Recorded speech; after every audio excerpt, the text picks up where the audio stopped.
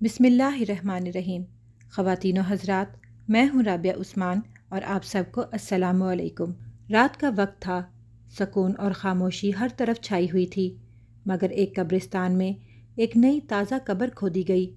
دفن ہونے والے شخص کا نام سید علی رضا تھا، ایک نیک دل، اہل بیت کا چاہنے والا، نماز گزار اور حق پرست انسان۔ جیسے ہی علی رضا کو دفن کیا گیا، مٹی ڈال دی گئی اور لوگ لوٹنے لگے، قبر میں عجیب سا سکوت چھا گیا۔ علی رضا نے آنکھیں کھولی تو خود کو اندھیرے سناٹے اور ایک عجیب دنیا میں پایا۔ یہ عالم برزخ تھا۔ علی رضا کے سامنے ایک سفید نور والا فرشتہ نمودار ہوا۔ اس کے چہرے پر نرمی تھی، آواز میں سکون۔ السلام علیکم یا ولی اللہ، خوش آمدید عالم برزخ میں۔ فرشتے نے کہا۔ علی رضا حیران ہو گیا، کیا یہ موت ہے؟ کیا میں مر چکا ہوں؟ فرشتے نے کہا، ہاں، دنیا کی زندگی ختم ہو چکی، اب تم عالم برزخ میں ہو، یہاں ہر عمل کی حقیقت سامنے آ جاتی ہے۔ پھر دو فرشتے نمودار ہوئے، چہرے سخت، آواز گرجدار۔ یہ منکر اور نکیر تھے۔ انہوں نے سوالات شروع کیے۔ من ربک؟ میرا رب اللہ ہے۔ من دینک؟ دین اسلام۔ من نبیک؟ محمد صلی اللہ علیہ وآلہ وسلم۔ من امامک؟ امام علی علیہ السلام، اور ان کے بعد 12 معصومین علیہ السلام۔ جب علی رضا نے یہ جوابات دیے، قبر کشادہ ہو گئی، نور سے بھر گئی، خوشبو آنے لگی۔ ایک دروازہ کھلا جس سے جنت کا جھونکا آیا۔ علی رضا نے دیکھا کہ قبر میں اس کا عمل ایک جوان، خوبصورت، نورانی صورت میں موجود ہے، اور اس سے کہہ رہا تھا، میں تمہارے نیک اعمال ہوں۔ تم نے امام حسین علیہ السلام پر گریہ کیا، اہل بیت علیہ السلام کا ذکر کیا، سچ بولا، ظلم کے خلاف آواز اٹھائی، اب تمہیں سکون ملے گا۔ قبر باغ کا منظر بن گئی، نہ گرمی نہ سردی، ایک دائمی نیند جیسا سکون، مگر جاگتے ہوئے۔ قریب ہی ایک اور قبر سے آہوزاری کی آواز آئی۔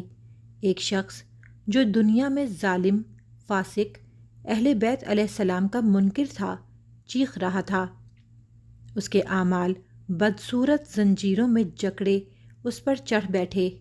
قبر تنگ ہو گئی، سانپ، بچھو، آگ کے شعلے نکلنے لگے۔ فرشتوں نے اسے بتایا، یہ تمہارے اعمال کا بدلہ ہے، تم نے ولایت علی علیہ السلام کا انکار کیا، ظلم کا ساتھ دیا، اب عذاب تمہارے لیے ہے۔ علی رضا کے لیے ہر جمعے کو اس کے اہل خانہ کی دعائیں، نماز شب، قرآن خوانی کا نور قبر میں داخل ہوتا، اس کا چہرہ روشن ہو جاتا اور روح خوش ہو جاتی۔ اگر کوئی اس کے لیے صدقہ دیتا یا مجلس امام حسین علیہ السلام برپا کرتا تو فرشتے کہتے، دیکھو تمہاری اولاد تمہیں یاد کر رہی ہے، یہ تمہارے لیے مزید راحت کا ذریعہ ہے۔ علی رضا نے پوچھا، یہ برزخ کب تک چلے گا؟ فرشتے بولے، قیامت تک، جب سور پھونکا جائے گا، سب قبروں سے اٹھیں گے، حساب ہوگا، اور یا تو جنت یا جہنم میں داخل ہوگا۔ کبھی کبھی علی رضا کو خواب کی مانند امام حسین علیہ السلام، حضرت علی علیہ السلام اور بی بی فاطمہ علیہ السلام کی زیارت ہوتی۔ وہ فرماتے، ہم اپنے چاہنے والوں کو تنہا نہیں چھوڑتے، تم نے ہمارے لیے آنسو بہائے، اب ہم تمہارے ساتھ ہیں۔ برزخ موت کے بعد قیامت تک کی درمیانی زندگی ہے۔ نیک مومن کے لیے جنت کا باغ اور گنہگار کے لیے جہنم کا گڑھا ہے۔ قبر میں سوالات حق کے مطابق دین، نبی اور امام کی ولایت کے بارے میں ہوتے ہیں۔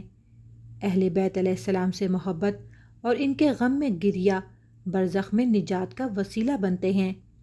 برزخ میں روح کی راحت یا عذاب کا انحصار دنیا کے اعمال پر ہے۔ دنیا فانی ہے، مگر برزخ ایک حقیقی مقام ہے، وہاں صرف نیتیں، اعمال، ولایت، اہل بیت علیہ السلام اور تقوی کام آتا ہے۔ اللہ ہمیں نیک اعمال، سچی ولایت اور برزخ میں راحت نصیب فرمائے، آمین۔ ناظرین، اسی امید کے ساتھ اجازت دیں کہ آپ کو ہماری ویڈیو پسند آئی ہوگی۔ ملتے ہیں بہت جلد ایک نئی اسلامی، تاریخی اور تحقیقی ویڈیو کے ساتھ۔ دیکھتے رہیں رابعہ عثمان اسلامک ٹاکس۔ اللہ رب العزت آپ کا حامی و ناصر ہو۔